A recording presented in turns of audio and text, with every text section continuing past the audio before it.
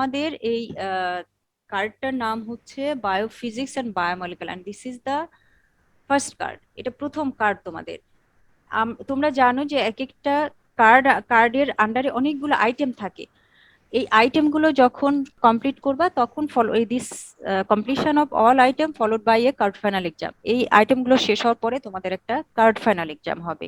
ঠিক আছে, এরকম করে যখন তুমি দুইটা কার্ড কমপ্লিট করে ফেলবা ইনক্লুডিং অল আইটেমস, তখন যে তোমাদের যে পরীক্ষাটা হয় সেটার নাম হচ্ছে টার্ম ফাইনাল। ঠিক আছে, টার্ম ফাইনালটা অনেকটা বলতে পারো যে একটা মিনি প্রফ পরীক্ষা।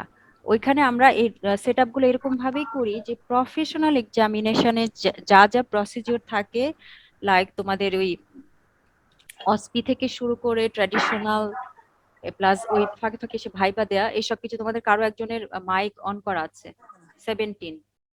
মানমি তুমি মিউট মিউট করছো, মিউট করে দাও। মিস আমি মিউটেডই ছিলাম। আচ্ছা, কিন্তু এক সাইড থেকে কথা আসতেছে। আচ্ছা, যারা তোমরা মিউটেড না, প্লিজ তোমরা একটু মিউট করে দাও, কারণ আমি হচ্ছে যে ওইটা করে রাখি নাই যে তোমাদের সবাইকে মিউট করে দিয়ে রাখবো পরে আনমিউট করবো, এটা করি নাই। বিকজ তোমরা তোমাদের মানে নিজেদের মতো করে সেলফ ইন্টারেস্টে তোমরা মিউটেড থাকবা, যখন যখন তোমাদের কথা বলার প্রয়োজন তোমরা আনমিউট করে নিয়ে কথা বলবা। ওকে, আচ্ছা আমি যেটা বলতেছিলাম, তাহলে এটা হচ্ছে তোমাদের ফার্স্ট কার্ড, এবং ফার্স্ট কার্ডটার নাম হচ্ছে বায়োফিজিক্স অ্যান্ড বায়োমলিকুলস। আর এই ফার্স্ট কার্ডের আন্ডারে ফার্স্ট যে আইটেম সেইটাই আমরা আজকে পড়াতে যাচ্ছি। বুঝতে পেরেছো তোমরা? Yes, ma'am. জি ম্যাম। Yes ma'am. আমি এরপরে যেটা নিয়ে তোমাদের সাথে কথা বলতে চাচ্ছি সেটা হলো যে এই মিমটা তো তোমরা অনেকেই দেখেছো, তাই না? দেখেছো না? এটা অনলাইন। হ্যাঁ জি, ম্যাম। ma'am. এটা কিন্তু ওয়ার্ল্ড ওয়াইডই এটা নিয়ে হাসাহাসি করে সবাই, যে এই বায়োকেমিস্ট্রি সাবজেক্টটা বেশিরভাগ মানুষ বুঝতে পারে না, সেই জন্যই কিন্তু এই এই মিমটা এসেছে। তো আমি তোমাদেরকে অলরেডি যে জিনিসটা বলেছি এখন আরো একবার বলতে চাই, সেটা হচ্ছে যে এই ক্লাসগুলোতে আমরা চেষ্টা করব to make the thing understandable. এই যে এতগুলো টপিক আমাদের এখানে পড়াতে হবে, সবকিছু কিন্তু তোমাদের জন্য প্রয়োজন নাই। তোমরা তোমরা অবশ্যই মোজাম্মেল স্যারের বইটা কিনবা, বাট আমি তোমাদেরকে অবশ্যই এটা একটা মেনশন করব যে স্যারের বইটা লেখা হচ্ছে যে focusing both on under graduate and post graduate level. তো তোমাদের কারিকুলাম অনুযায়ী তোমাদের যে যে টপিক যেভাবে ভাগ করে দেওয়া আছে তোমরা ততটুকুই জানবা, তার বেশি তোমাদের জানার প্রয়োজন নাই। হ্যাঁ, ওইটার রিলেভেন্ট যে যে সমস্ত ক্লিনিক্যাল সিনারিও বা আদার্স থিংস সেগুলো তোমরা what is traditional method in mark distribution. আচ্ছা, তুমি traditional method of mark distribution যদি তুমি জানতে চাও, আমি তোমাদেরকে পরে এটা জানাই দিব। এখন আমরা এই এই ক্লাসটা আগে শেষ করো না। হ্যাঁ, আমি ট্র্যাডিশনাল মেথড তোমাদেরকে বলে দিচ্ছি। কেন, তোমাদের ইসেই তো দেওয়া আছে, তোমাদের ব্রোশিয়ার যেটা আছে, ব্রোশিয়ার পাইছো না? জি ম্যাম, ব্রোশারে দেওয়া জি, আছে ma'am. সব। ব্রোশিয়ারে দেওয়া আছে। ব্রোশিওরে দেয়া আছে, ম্যাম। হ্যাঁ, ব্রোশিওরটা দেখে নিও একটু, ব্রোশিওরে দেওয়া আছে। ওটার জন্য আর আজকে টাইম ওয়েস্ট করতে চাচ্ছি না। তাহলে আমরা চেষ্টা করব যে যে জিনিসটা নিয়ে তোমাদের কনফিউশন সেইগুলো নিয়ে কথা বলে এটাকে আন্ডারস্ট্যান্ডেবল করার জন্য। ওকে, আজকে আমাদের লার্নিং অবজেক্টিভস কি কি থাকবে দেখো। আমরা এই বায়োকেমিস্ট্রি যে তুমি পড়তেছো, এর ইম্পর্টেন্সটা কি, পড়ে কি লাভ? তোমার মনে প্রশ্ন আসতেছে না যে খামোখা কেন ম্যাডাম আমি আসছি ডাক্তার হইতে, আমারে ধরে ধরে বান্ধে আপনি বায়োকেমিস্ট্রি পড়াচ্ছেন? তো কেন বায়োকেমিস্ট্রির ইম্পর্টেন্সটা কি, এটা সম্পর্কে আমরা কথা বলবো। আমাদের এই ডিফারেন্ট কাইন্ড অফ সলিউশন সম্পর্কে জানতে হবে, কলয়েড ক্রিস্টালয়েড, আমাদের ডায়ালাইসিস সম্পর্কে জানবো উইথ ইটস বায়োমেডিক্যাল ইম্পর্টেন্স। এরপরে ওই যে তোমাদের একটু আগেই বলে আসলাম যে আইসোটোপ তুমি এতদিন জেনেছো, বাট তার আসলে ক্লিনিক্যাল অ্যাপ্লিকেশনটা কি বা আমাদের বায়োমেডিক্যাল ইম্পর্টেন্সটা কি, এটা সম্পর্কে জানবো। আর আরো একটা জিনিস তোমাদের জানতে হবে যে এই যে আমরা বিভিন্ন অ্যানালাইট গুলো মেজার করি ল্যাবরেটরিতে, তোমরা যেটা বায়োকেমিস্ট্রিতে করবা বিভিন্ন সময় blood glucose level maintain, sorry blood glucose level measure করবা, ব্লাড ইউরিয়া, কোলেস্টেরল, ক্রিয়েটিনিন, এই যে সবকিছু তুমি মেজার করলা তোমার ব্লাডে, তুমি এটা কিভাবে এক্সপ্রেস করবা, how will you express it, and how will it be understandable all all over the world. পুরা পৃথিবীর জন্য কিভাবে তুমি এটা আন্ডারস্ট্যান্ডেবল করবা, সেটার জন্যই কিন্তু আমাদের একটা স্পেসিফিক ইউনিট ইউজ করতে হবে, মেজারমেন্টের একটা স্পেসিফিক ইউনিট ইউজ করতে হবে, এবং সেটাই হচ্ছে এসআই ইউনিট। সেটা নিয়ে আমরা একটু কথা বলবো। আমার মনে হয় অলরেডি তোমরা এসআই ইউনিট পড়ে আসছো, তাই না, ইন্টার লেভেলে? জি, ইয়েস ma'am. জি ম্যাম। তাহলে তো এটা আরো তোমাদের জন্য ইয়ে হয়ে যাবে। এখন বলো তো, আচ্ছা আমি একটু জিজ্ঞাসা করি তাহলে, বায়োকেমিস্ট্রি ফাইন।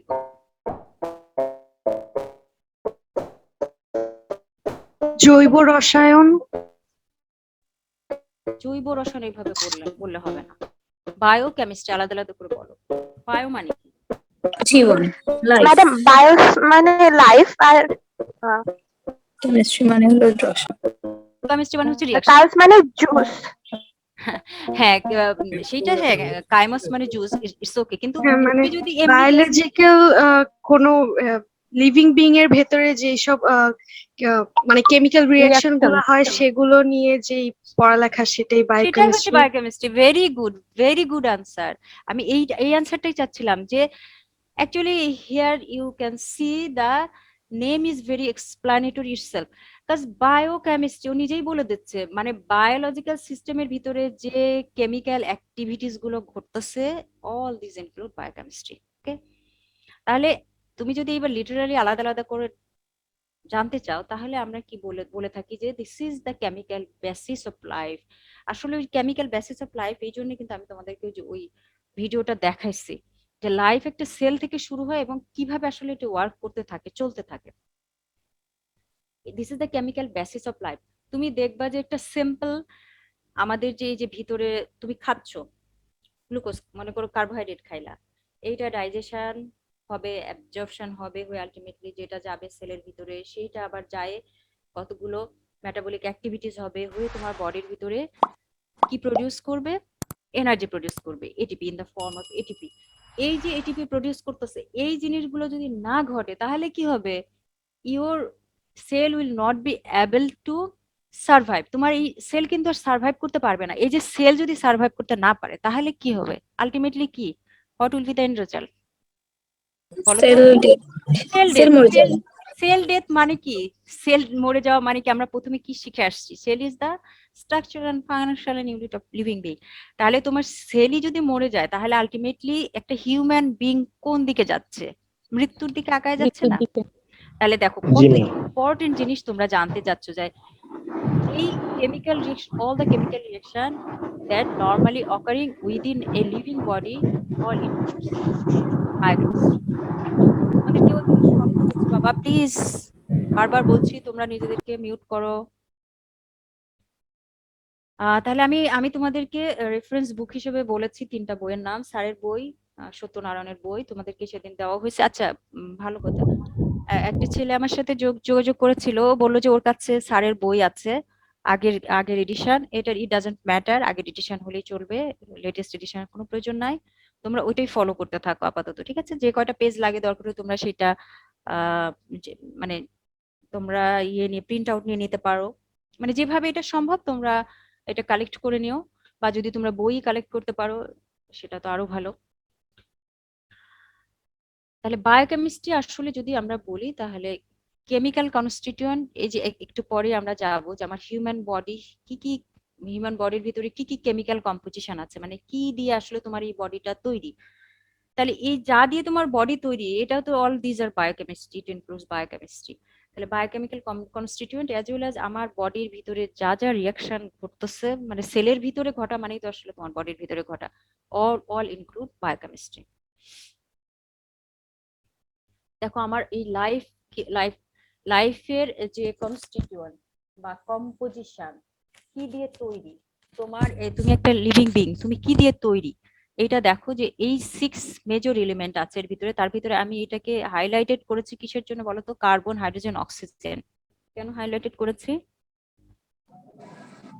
ম্যাম এগুলো আমরা বাতাস, they are the fuel of the body না? দিস আর দ্য, এইগুলোর পরিমাণ সবথেকে বেশি, অ্যামাউন্ট সবচেয়ে বেশি থাকে, রাইট। এইটা এই সিক্স যে মেজর এলিমেন্ট আছে, এলিমেন্ট কি, এলিমেন্ট আর কম্পাউন্ড ডিফারেন্স কি? এলিমেন্ট হচ্ছে মৌল আর কম্পাউন্ড হচ্ছে অনেকগুলো এলিমেন্ট মিলে কম্পাউন্ড তৈরি করে। আর কেউ বলতে পারবা? Element is made of the same kind of atoms and compound is made of one or more elements. Exactly সেটাই। তার মানে এই দেখো কার্বন নাম শুনেই বোঝা যাচ্ছে এটা হচ্ছে একটা এলিমেন্ট। এইটা ভাঙলে কি পাবা, তুমি কার্বন কার্বন কার্বনই পাবা। হাইড্রোজেন ভাঙলে শুধু ওর ভিতরে হাইড্রোজেন অ্যাটমই পাবা, অক্সিজেন ভাঙলে অক্সিজেন অ্যাটমই পাবা। সেরকম এই তিনটা তুমি এখন আমাকে বলো তো, একজন বলো আমাদের যেমন মেজর বায়োমলিকুল আছে না, 4টা মেজর বায়োমলিকুল আছে না, নাম বলো তো চারটা মেজর বায়োমলিকুলের নাম। Ma'am carbohydrate, protein, fat. এই তিনটা বললা, আর Nucleoside. Vitamins, amino acid, amino acids, protein কি দিয়ে তৈরি হয়? Vitamin Protein the amino acid. Protein, amino acid. amino acid, protein তৈরি হতে গেলে তো অ্যামাইনো অ্যাসিড, তুমি তো প্রোটিন বলেই ফেলছো, তাই আর আলাদা করে অ্যামাইনো অ্যাসিডের কথা বলার দরকার নাই। তাহলে ম্যাম কার্বোহাইড্রেট, ফোর্থটা কি vitamin? vitamin, lipid, nucleic acid ma'am. Nucleic acid, yes nucleic acid.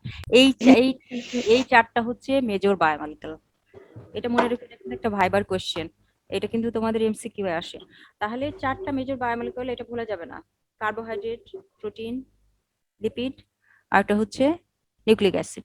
তো আমরা যেটা করব তোমাদের ফার্স্ট কার্ডে, যেহেতু আমাদের জেনেটিক্স আমাদের একটা আলাদা কার্ডই আছে, 6 নাম্বার কার্ড হচ্ছে তোমার জেনেটিক্স, আমরা এই নিউক্লিক অ্যাসিডটা আলাদা করে ফেলেছি ফার্স্ট কার্ড থেকে, ওটা আমরা ওই জেনেটিক্স চ্যাপ্টারে তোমাদের পড়াবো। কিন্তু এই তিনটা মেজর বায়োমলিকুল তোমরা জানবা এখানে, কার্বোহাইড্রেট, প্রোটিন, আর হচ্ছে লিপিড। এখন বলো তো কার্বোহাইড্রেটের ওই যে মলিকুলার ফর্মুলাটা বলো তো, কেউ একজন কার্বোহাইড্রেট মলিকুলার ফর্মুলা বলো। CH2 এর হোল CH2 এর হোল C6H12O6, তাই তো? এখন খেয়াল করে দেখো ওর হ্যাঁ। ভিতরে কি কি আছে, carbon, hydrogen, oxygen, carbon, hydrogen, oxygen. একইভাবে তুমি চলে যাও হচ্ছে যে প্রোটিন কি দিয়ে তৈরি, অ্যামাইনো অ্যাসিড, অ্যামাইনো অ্যাসিডের ভিতরে কি আছে? Carbon, hydrogen, oxygen, carbon, nitrogen. Hydrogen, oxygen, hydrogen, nitrogen. oxygen, হ্যাঁ। nitrogen. অ্যাডিশনালি থাকবে হচ্ছে নাইট্রোজেন, রাইট, নাইট্রোজেন। কারণ এই আমার সালফারও body তে- থাকে অনেক সময়। হ্যাঁ, সেটা ওই যে আমরা হলো যে যদি অ্যামাইনো অ্যাসিড ডিফাইন করতে যাই, কিভাবে ডিফাইন করবা বলো তো? ওটা কার্বন, হাইড্রোজেন, অক্সিজেন এবং নাইট্রোজেন নাইট্রোজেন কার দেখে এটা হচ্ছে অ্যামাইনো গ্রুপ কন্টেইনিং, অ্যামাইনো, বলো আমি বলে দিচ্ছি, অ্যামাইনো গ্রুপ অ্যামাইনো গ্রুপ আর অ্যাসিড গ্রুপ দুইটা থাকে, এর জন্য কার্বক্সিলিক অ্যাসিড এবং অ্যামাইনো গ্রুপ থাকবে। হ্যাঁ, amino group containing carboxylic acid, amino group, হ্যাঁ এখানে দুইটা থাকে। তার মানে carbon, hydrogen, in addition to that কি থাকে এখানে, তুমি দেখবা যে ফ্যাটি অ্যাসিডে, তারপরে হচ্ছে কার্বোহাইড্রেটে কোনো অ্যামাইনো গ্রুপ থাকবে না, সরি লিপিডে বা কার্বোহাইড্রেটে কোনো অ্যামাইনো গ্রুপ থাকবে না। এক্সেপশন হচ্ছে প্রোটিন, প্রোটিনে কিন্তু অ্যামাইনো গ্রুপ থাকে, আমার বডির একমাত্র জিনিস যেটার ভিতরে অ্যামাইনো গ্রুপ থাকে। এছাড়া অ্যামাইনো গ্রুপ আর কোথায় থাকে, মানে নাইট্রোজেন, মানে যে নাইট্রোজেন কন্টেইনিং নাইট্রোজেন থাকে আর কোথায়, এই যে চারটা বায়োমলিকুল নিউক্লিক অ্যাসিড থাকে ম্যাডাম। নিউক্লিক অ্যাসিড, অ্যাসিডে। নিউক্লিক অ্যাসিড গুলোতে থাকে। তো আচ্ছা, তাহলে তোমরা মনে রাখো যে এই 6টা হচ্ছে তোমার মেজর এলিমেন্ট তোমার বডি তৈরি করার জন্য। আর এখন থেকে যেহেতু ডাক্তারি পড়তে আসছো, সারাক্ষণ নিজের বডি নিয়ে চিন্তা করবা, হিউম্যান বডি নিয়ে থিঙ্ক করবা। এখন আর ওই মাছ টাছ হাবি জাবি কি কি তোমরা পড়ে আসছো না, গ্রাস হপার টপার, তারপর রুহি ফিশ, এগুলোর কথা ভুলে যাও। এখন সারাক্ষণ মাথার ভিতরে হিউম্যান বডি, বিকজ মানে তোমাকে আসলে কাজ করতে ওইটা দাও। এই কে ওইটা দাও করতেছে, কথা বলতেছে। তোমাদের এখানে কি তোমাদের স্টুডেন্ট ছাড়া অন্য কেউ জয়েন করছে? সাইড টক করতেছে কে? তোমরা কি কেউ বাজারে চলে আসছো ফোন নিয়ে? বলো, কথা বলো। কে যেন ওইটা দাও করতেছিল, তোমরা শুনতে পাওনি? আমি শুনতে পাইছি। Ma'am, যাই হোক, তোমরা ফোন নিয়ে বাজারে চলে এসো না। আবার হয়তো আনমিউট করে দিয়েছে। আচ্ছা ঠিক আছে, দেখো এই তাহলে তোমরা এটা মনে রাখো যে তোমার এই যে আমার চারটা যে মেজর বায়োমলিকুল আছে তার ভিতরে এই তিনটা তো ম্যান্ডেটরি। আচ্ছা বলো তো কোনটাকে আমরা অর্গানিক মলিকুল বলবো? অর্গানিক মলিকুল বলতে গেলে মানে কোন জিনিসটা থাকতেই হবে? Nitrogen, carbon, hydrogen. হাইড্রোজেন আর oxygen. oxygen, carbon, hydrogen, oxygen. না, কার্বন থাকতেই হবে, কার্বন না থাকলে সেটাকে আমি অর্গানিক। শুধুমাত্র কার্বন থাকলে অনেক সময় হ্যাঁ, organic molecule সেটাকে আমরা অর্গানিক বলতে পারবো না। কেন, তোমরা অর্গানিক কেমিস্ট্রি পড়ে আসছো না? মানে কার্বন থাকবে, কার্বন আর হাইড্রোজেন। কার্বন থাকতেই হবে, কার্বন না থাকলে হাইড্রোজেন কার্বন মাস অন্যগুলো তো থাকতে পারে। হ্যাঁ কার্বন মাস, হাইড্রোজেন নাও থাকতে পারে অনেক সময়। হ্যাঁ হাইড্রোজেন নাও থাকতে পারে, কিন্তু কার্বন থাকতেই হবে। যদি কার্বন থাকে সেটাকে আমি অর্গানিক বলবো। কার্বন না থাকলে তাকে আমরা কখনোই অর্গানিক বলতে পারবো না। আচ্ছা, আমরা এইগুলো জাস্ট একটু একবার চোখ বুলায় যাব। আর আদার ইম্পর্টেন্ট এলিমেন্ট এইগুলো তোমরা এগুলো দেখে রাখো। এইগুলো তোমাদের আমরা ওই যে major element, minor elements, vitamin and minerals যখন পড়াবো তখন এইগুলো সম্পর্কে তোমাদের ডিটেইলস পড়াবো। ঠিক আছে? তার মানে তোমার লাইফের কেমিক্যাল কনস্টিটিউয়েন্ট কি এটা তোমার একটু জানতে হবে। তার ভিতরে যে 6 মেজর এলিমেন্ট আছে সেগুলো একটু জানলা, আদার কি কি এলিমেন্ট আছে এগুলো আমরা পরে আবার ডিটেইলসে তোমাদেরকে পড়াবো। এখন জাস্ট ওভারভিউ করে যাচ্ছি। আর এলিমেন্ট ভার্সেস কম্পাউন্ড আমি জাস্ট একটু তোমাদের দেখানোর জন্য, তোমরা তো অলরেডি জানো তাই না, ওয়ান কাইন্ড অফ অ্যাটম যেগুলো কন্টেইন করে সেগুলোই হচ্ছে এলিমেন্ট। আর যদি two or more kind of atom যখন থাকবে তখন সেটা হচ্ছে অ্যাটম। কেউ একজন তোমরা করো নাই, মিউট করো নাই, যে কারণে একটা খটো খটো শব্দ আসতেছে। আচ্ছা, এখন একটা এমসিকিউ দেখো, সরি এমসিকিউ বলছি, আগে বায়োমলিকুলস গুলো সম্পর্কে আমরা একটু জেনে নিই। দেখো এই যে একটু আগে যে আমরা কথাগুলো বলে আসলাম, সেই জিনিসগুলো যেগুলো সম্পর্কে তোমরা জানলা, এই যে আমার বডি এই এতগুলো এলিমেন্টস দিয়ে তৈরি হচ্ছে, এগুলো কি এদের কি কোনো ম্যাম গুণ আছে? হ্যাঁ বলো। ম্যাম আপনার কথা শোনা যাচ্ছে না ঠিক মতন, আমি আচ্ছা ঠিক আছে, সাউন্ড বাকিরা শুনতে পাচ্ছো? মিস এখন শোনা যাচ্ছে, কিছুক্ষণ আগে শোনা যাচ্ছিল না। শোনা যায় না। আচ্ছা আচ্ছা ঠিক আছে ঠিক আছে, আমি তাহলে আমার এই মাউথ পিসটাকে একদম মুখের কাছে ধরে রাখি, আর কি করব। ঠিক আছে, এখন শোনা যাচ্ছে? Is it clear now? Yes ma'am. G ma'am, এখন মোটামুটি ক্লিয়ার। ঠিক আছে, শোনো তোমরা বলো, এই যে কার্বন, হাইড্রোজেন, অক্সিজেন, এটা দিয়ে তো তোমার লাইফ তৈরি, তুমি তো একটা লিভেবল, তোমার প্রাণ আছে। কিন্তু এই যে জিনিসগুলো, এগুলোর কি কোনো প্রাণ আছে? কার্বন, হাইড্রোজেন, অক্সিজেন, কোনো প্রাণ আছে বলো? না, সেই জন্য এই কথাটা বলা হয় যে life is composed of lifeless chemical molecules. Okay, এখন এই 4টা যে মেজর বায়োমলিকুলস আছে এটার সাথে তোমাদের একটু জাস্ট ইন্ট্রোডিউস করাই দিব, বিকজ তোমাদের এই কার্ডটার নামই হচ্ছে বায়োফিজিক্স এন্ড বায়োমলিকুল। বায়োফিজিক্স জিনিসগুলো আসবে হচ্ছে তোমাদের এই যে pH, buffer, all this includes biophysics. আর এই বায়োমলিকুলস গুলো তোমাদের এই যে দেখবে এর পরে এক একটা আলাদা আলাদা আইটেম থাকবে, কার্বোহাইড্রেট, তারপরে হচ্ছে তোমার লিপিড, এরপরে থাকবে প্রোটিন, এনজাইম, এই সবকিছুই আসলে এই বায়োমলিকুলস এর আন্ডারে আসবে। কমপ্লেক্স বায়োমলিকুল আমি কেন প্রোটিন, নিউক্লিক অ্যাসিড, তারপরে পলিস্যাকারাইড, মানে কার্বোহাইড্রেটকে তো তোমরা ক্লাসিফাই করতে পারো তাই না? কেউ একজন বলো তো কার্বোহাইড্রেট কি? হ্যাঁ বলো তো। Yes ma'am. Monosaccharide, polysaccharide, oligosaccharide, saccharide, polysaccharide, disaccharide. Monosaccharide. হ্যাঁ ডাইস্যাকারাইড। মনোস্যাকারাইড মানে কি? একটা স্যাকারিন মানে একটা মনোমার থাকবে আর কি। মানে মনোস্যাকারাইড হচ্ছে কার্বোহাইড্রেট। অবশ্যই এটা carbohydrate. Miss carbohydrate made of only one sugar molecule, যেমন গ্লুকোজ অথবা ফ্রুক্টোজ। রাইট, এটাকে তুমি আর ফার্দার হাইড্রোলাইসিস করতে পারবা না। ফার্দার যদি হাইড্রোলাইসিস করো তাহলে যে জিনিসটা তুমি পাবা সেটার ভিতরে সবচেয়ে বড় কথা, যেটাকে হাইড্রোলাইসিস করা যাবে না, নাম্বার 1, অন্যভাবে তুমি ব্রেকডাউন করতে পারবা। এই জিনিসটা আমি তোমাদেরকে যখন এনজাইম পড়াবো তখন বলবো। আর আরেকটা জিনিস হচ্ছে, ভাঙার পরে তুমি যে জিনিসটা পাবা সেটার ভিতরে কার্বোহাইড্রেটের প্রপার্টি আর থাকবে না। ওকে, তাহলে একদম বেসিক ইউনিট, মোনোমেরিক ইউনিট, মানে মোনো মানে হচ্ছে সিঙ্গেল, মনে মানে এক। হ্যাঁ, মোনো মানে 1, তাহলে this is the simple and single unit. এই মোনোমেরিক ইউনিট মনোস্যাকারাইড দিয়ে কিন্তু আমরা পলিস্যাকারাইড তৈরি করি। তাহলে এই পলিস্যাকারাইড, প্রোটিন তৈরি করতে কি লাগে? Amino acid. এই অ্যামিনো অ্যাসিড দিয়ে আমি প্রোটিন বানালাম। নিউক্লিক অ্যাসিড বানাইতে আমার কি লাগে? নিউক্লিওটাইড লাগে। তাহলে এই সবগুলো হচ্ছে এদের মনোমার। এই মনোমার দিয়ে আমি যে জিনিসগুলো বানাই, যেমন প্রোটিন, তারপরে হচ্ছে যে পলিস্যাকারাইড, দেন হচ্ছে নিউক্লিক অ্যাসিড, এরাই হচ্ছে কমপ্লেক্স বায়োমলিকুল। আর লিপিডও একটা বায়োমলিকুল, বাট আমরা এটাকে বায়োপলিমার বলি না। আচ্ছা, পলিমার মানে কি বলো তো? পলিমার অনেকগুলো মনোমার যেটা গঠন করে, অনেকগুলো monomer link together by some bond. দেখবা প্রোটিন যখন তৈরি করি একটা অ্যামাইনো অ্যাসিড আর একটা অ্যামাইনো অ্যাসিডের সাথে কি বন্ড দিয়ে লাগানো থাকে?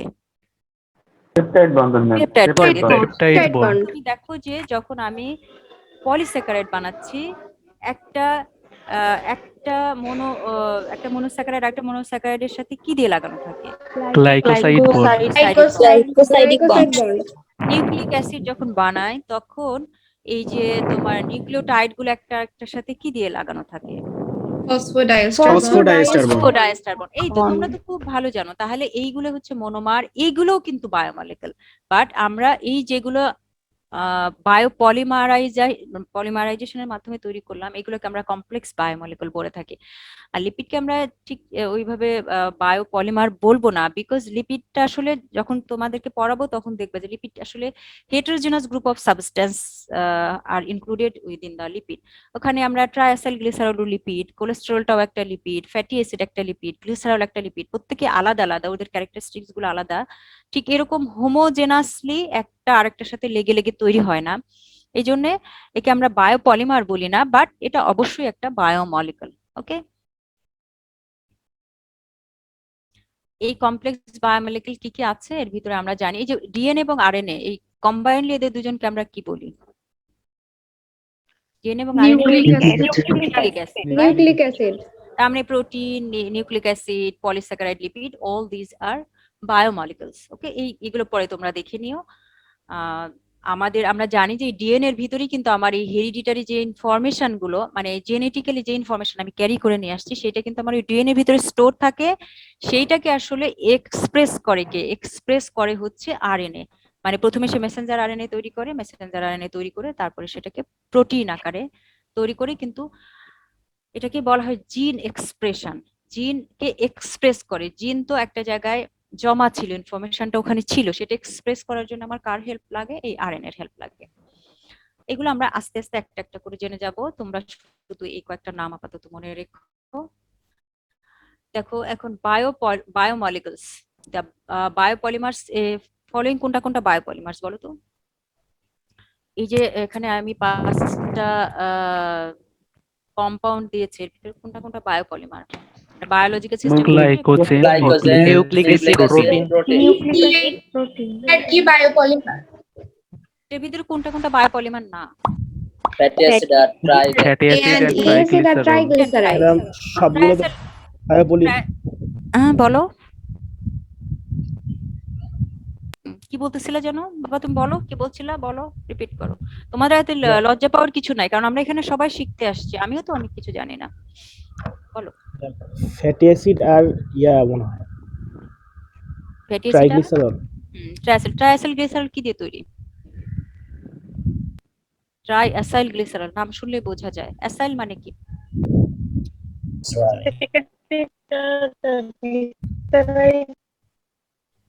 কথাটি আরেকজন বলো। চর্বি থেকে তৈরি। চর্বি থেকে তৈরি বলা না, ট্রাইঅ্যাসাইল গ্লিসারল এর ভিতরে কি থাকে? Acetic acid.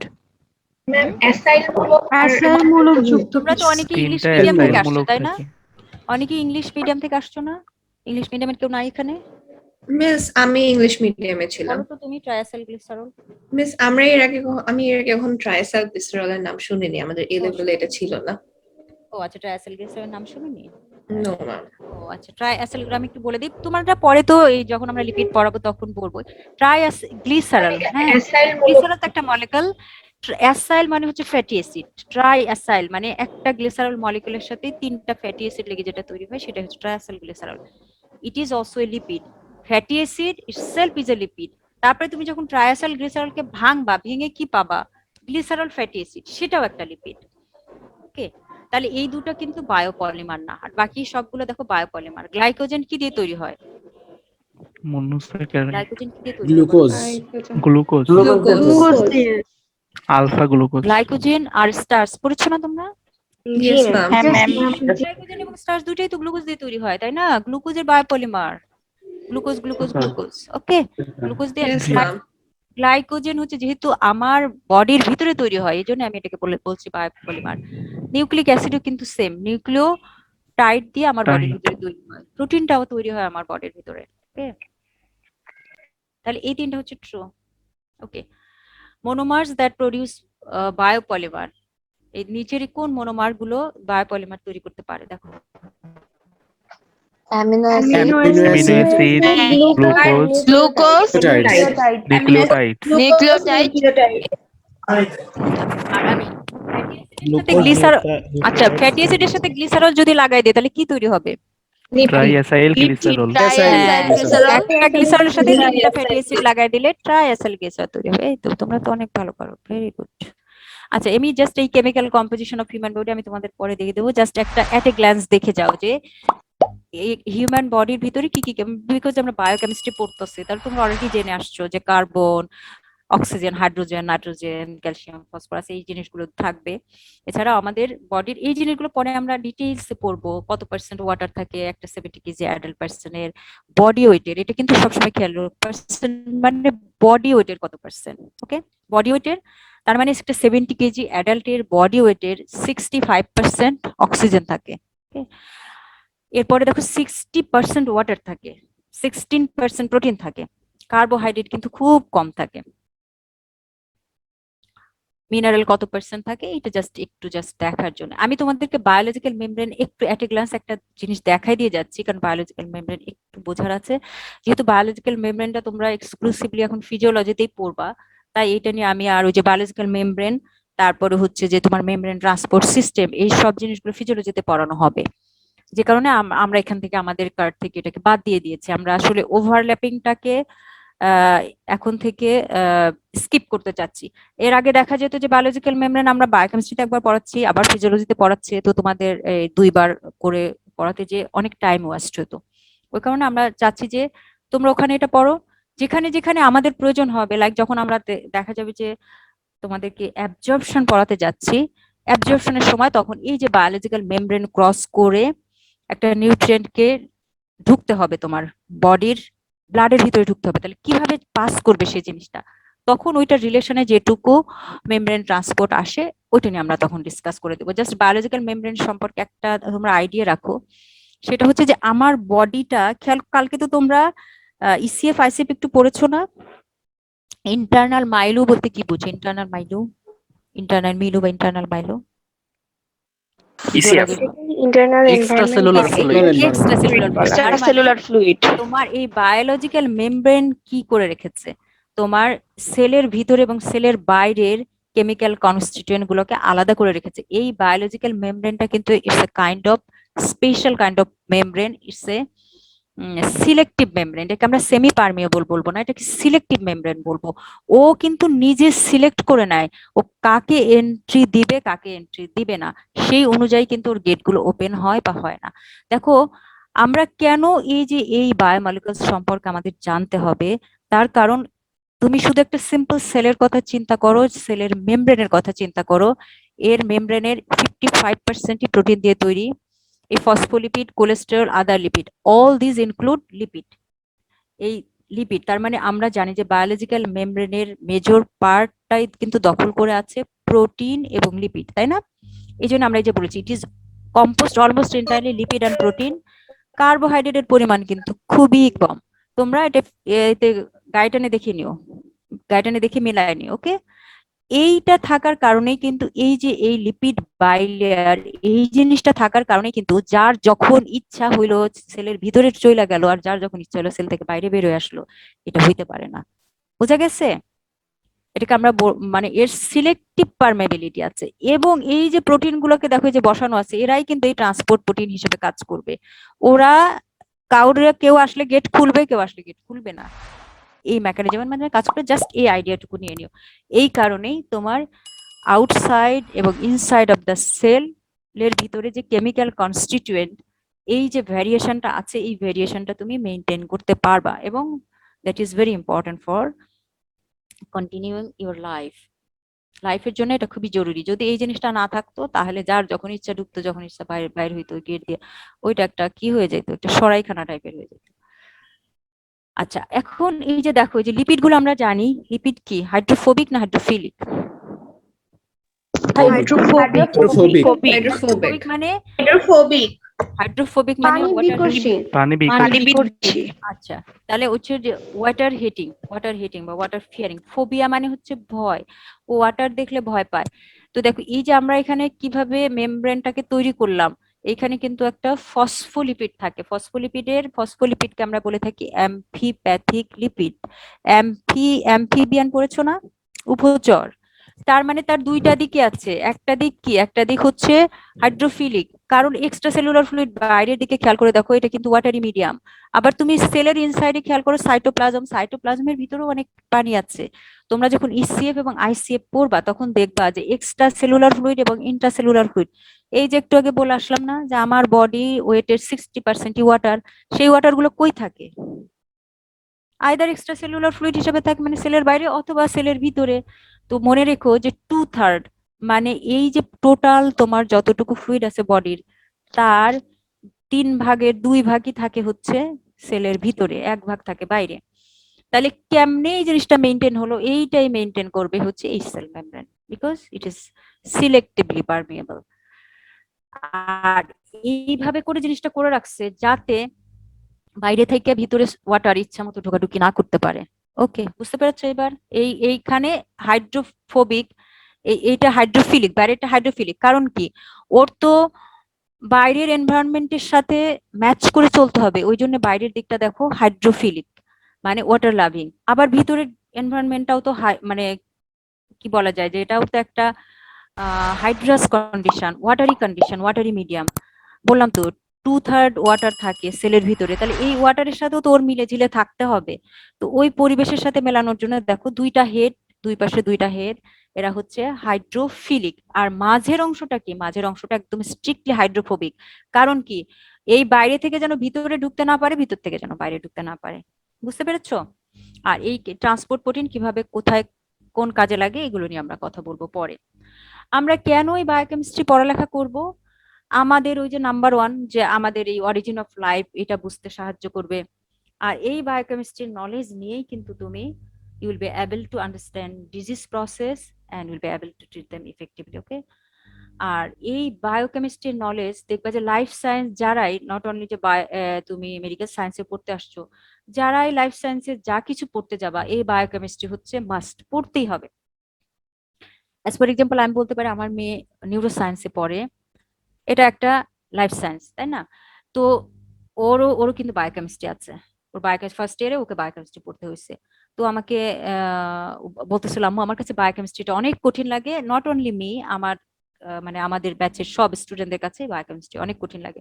তো আমি বলতে চাচ্ছি যেটা, সেটা হলো যে যে লাইফ সায়েন্সে তুমি পড়ালেখা করো না কেন তোমাকে অবশ্যই বায়োকেমিস্ট্রি জানতে হবে, বিকজ বায়ো মানে আমরা জানি কি, বায়ো মানে হচ্ছে লাইফ, কেমিস্ট্রি মানে হচ্ছে কেমিক্যাল রিঅ্যাকশন। তোমার বায়োলজিক্যাল সিস্টেমের ভিতরে যা যা কেমিক্যাল রিঅ্যাকশন হচ্ছে সেই সম্পর্কে তোমার ওভারঅল আইডিয়া রাখতেই হবে। এছাড়াও এই বায়োকেমিস্ট্রি পড়েই তুমি কিন্তু এই molecular explanation of health and disease, আমরা কিন্তু তোমাদেরকে পরে যে যখন এই জেনেটিক ডিজিজ গুলো পড়াবো তখন এই এক্সপ্লানেশন গুলো তোমাদের দিব আর কি, যে কেন আমাদের এই জেনেটিক ডিজিজ গুলো হয়, কোথায় প্রবলেমটা থাকলে কোন ধরনের ডিজিজ হয়। এছাড়াও আমরা এই বায়োকেমিস্ট্রি পড়েই কিন্তু আমরা কি করি, এই ডায়াগনস্টিক ইউজ, ফর এক্সাম্পল তোমাদের আত্মীয় স্বজনের ভিতরে কেউ নাই যে হলো যার ডায়াবেটিস আছে? বাবা মা আত্মীয় স্বজন ভাই বোন? ডায়াবেটিস মোটামুটি সবার আছে। তাহলে এই যে তুমি যদি ডায়াগনোসিস করতে চাও ডায়াবেটিস আছে কি নাই, তোমার কার হেল্প নিতে হবে? এই বায়োকেমিস্ট্রির হেল্প নিতে হবে। মানে হলো তোমার বায়োকেমিক্যাল স্টাডি করেই তুমি ব্লাড সুগার লেভেলটা মেজার করবা। তোমরা এই জিনিসগুলো তোমাদেরকে আমরা পরে পড়াবো, কিভাবে কত ব্লাড সুগার থাকলে তখন আমরা তাকে ওজিটির জন্য সাজেস্ট করব, কোনটা থাকলে প্রি ডায়াবেটিস, কোনটা থাকলে ডায়াবেটিস, এই জিনিসগুলো তোমাদের পড়ানো হবে। প্রগনোস্টিক ইউজ মানে হচ্ছে যে তুমি ডায়াগনোসিস করলা, করে একটা নিয়ে ড্রাগ দিলা, ওষুধ দিলা, ওষুধ দেওয়ার পরে সেই ওষুধটা ওয়ার্ক করতেছে কি করতেছে না, পেশেন্ট কি ভালোর দিকে যাচ্ছে না খারাপের দিকে যাচ্ছে, সেইটা how will you be able to know, সেইটাও আমরা কি করি এই বিভিন্ন বায়োকেমিক্যাল টেস্ট করে এটা ইভ্যালুয়েট করি। লাইক কারোর মানে ব্লাড গ্লুকোজ লেভেল সে কন্ট্রোলে আছে কি নাই এটা দেখার জন্য আমরা কি করে থাকি, HbA1c স্টাডি করে থাকি, এটাও তোমার একটা বায়োকেমিক্যাল স্টাডি। এছাড়াও থেরাপিউটিক ইউজ, বিভিন্ন থেরাপিউটিক ইউজ আছে, অনেক কিছু দেখবা যে আমরা তোমাদেরকে পরে আলোচনা করবো এটা নিয়ে। এই বায়োকেমিক্যাল মলিকুলটা দিয়ে আমরা কি করে থাকি, একটা পেশেন্টের ট্রিটমেন্ট করে থাকি। থেরাপিউটিক ইউজ মানে হচ্ছে ফর ট্রিটমেন্ট পারপাস। তাহলে দেখো বায়োকেমিস্ট্রি কত ইম্পর্টেন্ট, তুমি যত ভালো বায়োকেমিস্ট্রি বুঝবা, মানে এইটা খেয়াল করে দেখো, এক পাশে বায়োকেমিস্ট্রি নদীর এই পাশে আর ওই পাশে, এক পাশে বায়োকেমিস্ট্রি আর এক পাশে মেডিসিন, তুমি তো আর বায়োকেমিস্ট হইতে যাচ্ছ না, তুমি কি হতে যাচ্ছ, তুমি হচ্ছে মেডিসিনের স্পেশালিস্ট হতে যাচ্ছ, আই মিন ডক্টর হতে যাচ্ছ, তাহলে তুমি বায়োকেমিস্ট্রির নলেজ যত ভালো রাখবা তুমি তত ভালো ডক্টর হতে পারবা। তুমি যে ডিজিজ নিয়েই স্টাডি করতে চাও, প্রত্যেকটা ডিজিজের দেখবা যে একটা বায়োকেমিক্যাল বেসিস আছে, biochemical basis of that disease. তোমাদের অনেক কিছুরই আমরা biochemical basis of happening this that এইগুলো তোমাদের কাছে জানতে চাইবো। তো প্রত্যেকটা জিনিসের দেখবো একটা বায়োকেমিক্যাল এক্সপ্লানেশন থাকবে যে কেন, মানে বিহাইন্ড দ্য সিন কি ঘটনা ঘটলো যার জন্য সে এই ডিজিজটা এক্সপ্রেস করলো। অ্যাথেরোস্ক্লেরোসিস মানে যদি এই লিপিডের লেভেল কত থাকলে সেটা নরমাল, কত বেশি হয়ে গেলে এইটা আলটিমেটলি যে অ্যাথেরোস্ক্লেরোসিস ইনিশিয়েট করবে। এই যে একটু আগে তোমাদের আমি বললাম যে আমরা কার্বোহাইড্রেট সম্পর্কে জানবো, কিন্তু কার্বোহাইড্রেট আমরা জানি যে কার্বোহাইড্রেট ডাইজেশনের এন্ড প্রোডাক্ট কি গ্লুকোজ। গ্লুকোজ কিভাবে আমার এই ইন্টেস্টিনাল এপিথেলিয়াল লেয়ার ক্রস করবে, করে ব্লাডে আসবে, ব্লাড থেকে সেলে যাবে, সেলে যেয়ে সেটা মেটাবোলাইজড হবে, মেটাবোলাইজড হয়ে তোমাকে এনার্জি প্রডিউস করবে। কিন্তু কোন পাথওয়েতে কোথায় প্রবলেম হলে তুমি আলটিমেটলি যে ডায়াবেটিস প্রডিউস করবা, এইগুলো যদি তুমি কার্বোহাইড্রেটের নলেজ ভালো না রাখো তাহলে তো তুমি বুঝতে পারবা না। একইভাবে প্রোটিন শুধু not only sickle cell anaemia, তোমার প্রোটিনের এই জিনিসগুলো জানলে তুমি ডিফারেন্ট কাইন্ড অফ ডিজিজ তুমি আইডেন্টিফাই করতে পারবা। একইভাবে এই যে নিউক্লিক অ্যাসিড সম্পর্কে আমরা এখানে আসলে মেইনলি আমরা এই 4টা বায়োমলিকুল নিয়ে কথা বলেছি, কার্বোহাইড্রেট, লিপিড, প্রোটিন এবং নিউক্লিক অ্যাসিড, যে এইগুলো আমরা তোমাদেরকে মোটামুটি পড়ানোর চেষ্টা করি এই কার্ড 1-এ। যার ভিতরে যে নিউক্লিক অ্যাসিডটাকে বাদ রাখবো, বিকজ নিউক্লিক অ্যাসিডটা আমরা তোমাদেরকে মলিকুলার বায়োলজি এন্ড জেনেটিক্স ওই কার্ডটাতে পড়াবো। তাহলে এই নিউক্লিক অ্যাসিড সম্পর্কে ওভারঅল আইডিয়া থাকলে কিন্তু তুমি জেনেটিক ডিসঅর্ডার গুলোকে আইডেন্টিফাই করতে পারবা। ওকে, সেই জন্য আসলে আমাদের বায়োকেমিস্ট্রি পড়তে হবে। তাহলে এমনি যেমন as for example carbohydrate related কি কি ডিজিজ আছে, এই 2-একটা ডিজিজের এমনি জাস্ট নাম দিয়ে দিয়েছি, তোমাদের এটা মুখস্থ করার কোনো দরকার নাই। কেন আমাদের এটা জানতে হবে? বিকজ তোমরা জানো যে আমাদের যে কোন এরিয়াতে আমাদের পড়ালেখা হয়, আমাদের পড়ালেখা হয় 3টা এরিয়াতে, একটা হচ্ছে নলেজ, আর একটা স্কিল, আর একটা হচ্ছে অ্যাটিটিউড। তো একটা মানুষের অ্যাটিটিউড কিন্তু তুমি ওইভাবে খুব একটা চেঞ্জ করতে পারবা না, বাট যদি তার নলেজ থাকে যে হ্যাঁ আমার কার সাথে কি ব্যবহার করা উচিত, তাহলে কিন্তু সে তখন সেই অ্যাটিটিউডটা সেখানে যে শো করবে। ঠিক একইভাবে তোমার যদি নলেজ না থাকে তাহলে কিন্তু তুমি বুঝতে পারবে না। এই জন্য বলা হয়েছে যে eyes can't see what the mind doesn't know, এই প্রভাবটা তো তোমরা জানো। তার মানে তোমার যদি ওভারঅল নলেজ না থাকে কার্বোহাইড্রেট সম্পর্কে, তাহলে তুমি ডায়াবেটিস ডায়াগনোসিস প্রপারলি করতে পারবা না। সেটা applicable for all kind of disease. এইটা দিয়ে আসলে আমি বোঝাতে চাইছি যে তোমার যদি বায়োকেমিস্ট্রির একটা সাউন্ড নলেজ থাকে তাহলে it will help to easily diagnose and treat patient effectively. তাহলে আমরা বলতে পারি যে লাইফ অ্যান্ড ডেথ আমরা বলবো না, নর্মাল এবং ডিজিজ কন্ডিশন এর মাঝে আসলে একটা ব্রিজ তৈরি করে দিবে তোমার বায়োকেমিস্ট্রি। তো লাইফ এন্ড ডেথও বলতে পারো, বিকজ তুমি ইউ আর অ্যালাইভ, তখনই হচ্ছে তুমি যখন তোমার লাইফ আসছে তখন তুমি নর্মাল কন্ডিশনে। আর এই ডিজিজই আলটিমেটলি লিড টু ডেথ, ডিজিজই তোমাকে কিন্তু ডেথের দিকে নিয়ে যায়। তাহলে এই যে লাইফ এন্ড ডেথ এর মাঝে যে ব্রিজ তৈরি করে আছে, এটাই হচ্ছে বায়োকেমিস্ট্রি। এই জন্য বায়োকেমিস্ট্রির ইম্পর্টেন্সটা তাহলে এখন বুঝতে পারলাম কত ইম্পর্টেন্ট জিনিস। তো এখন পড়তে হবে না এটা আমাদের? তো আমি তোমাদের কাছে কি এক্সপেক্ট করবো? আমি যে কোন প্ল্যানিংটা তোমাদেরকে দেখিয়েছি, কেন দেখিয়েছি? বিকজ দেখো আমি চাইবো যে তোমরা 70% লার্নিং তোমাদের হয়ে যাবে ক্লাস থেকে। আমি কতদিন তোমাদের যে প্রিঅ্যাম্বল পড়ালাম বা প্রোলগ যেটাই বলো না কেন, প্রিঅ্যাম্বল বা প্রোলগ যাই বলো না কেন, যে তোমাদের প্রথম ক্লাসটা ছিল তোমাদেরকে কিছু জ্ঞান দেয়া।